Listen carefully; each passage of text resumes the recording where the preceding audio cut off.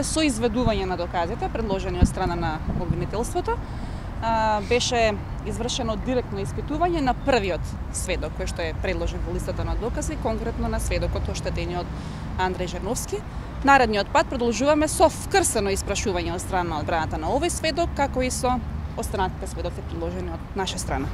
Груевски вели дека го обвинувате за однесувањето на бранителите на обвинетите во голем дел од раците ве попречува да... Нивното однесување треба да го цени судот, и судот е единствено овластен да презема мерки доколку некој во судница со која што е вручен тој менаџира се однесува несоодветно. Во секој случај, очигледно е дека се обидуваат да ја одолговлекуваат постапката, односно самиот почеток на постапката која што конечно денеска почна. Кој е образложението за 5 судии вчера од Титаник во мала дигресија, дека сте тука да искористиме? Зошто не е прифатено за нив обвинението? Значи нашите аргументи по однос на одлуката на судот за неприфаќање на обвинителниот акт само во делот на судиите ги изнесовме во жалбата која што денес ќе биде доставена до апелациониот суд Скопје. Имавме право да поднесеме жалба во рок од 3 дена и денеска е поднесена. И се очекува одлука од апелациониот суд. Зашто обвинат Груевски? Може да повторите вели дека е обвинет за шамари кои што не се случило? Никола Груевски е обвинет за кривично дело насилство од член 386 став 2 од Кривичниот законник, за кој што е предвидена казна затвор од 6 месеци до 5 години. Дејствијата кои што му се ставаат на товар, нему и на останатите обвинети се детално опишани во обвинителниот предлог по кој што се постапува. Благодарам. Поминавме уште еден ден на едно судење кое што е дел од еден политички прогон. Замислете, во 21. век одеме на суд затоа што имало протести, па бараат организатор на протестот, затоа што на протестот некој скршил неколку стаква од прозори.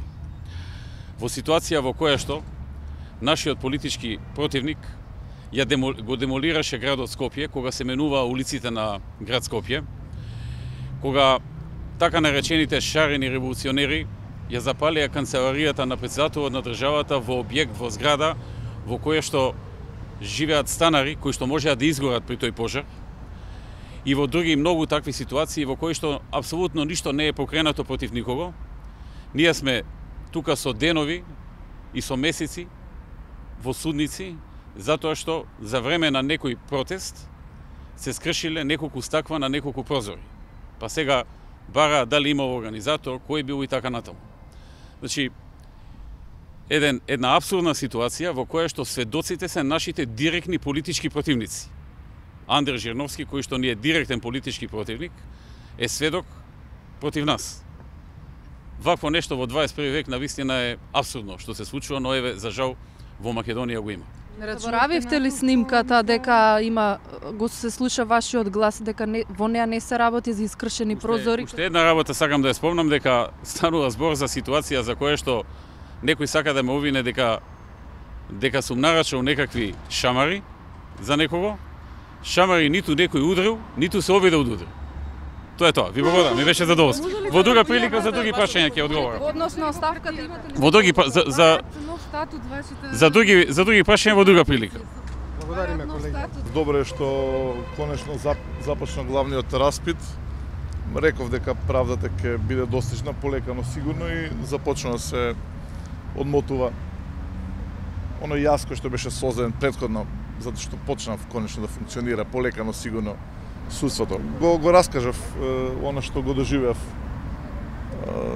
тој јуни на 7 на 10 кога беа демолирани бараките на општината, кажав кој учествува и така натаму, и се надам дека мојот исказ ќе придонесе оние кои што се организатори на овие немили настани да одговарат не само затоа што го сторија тоа што го сторија, туку за да не се повтори никош повеќе.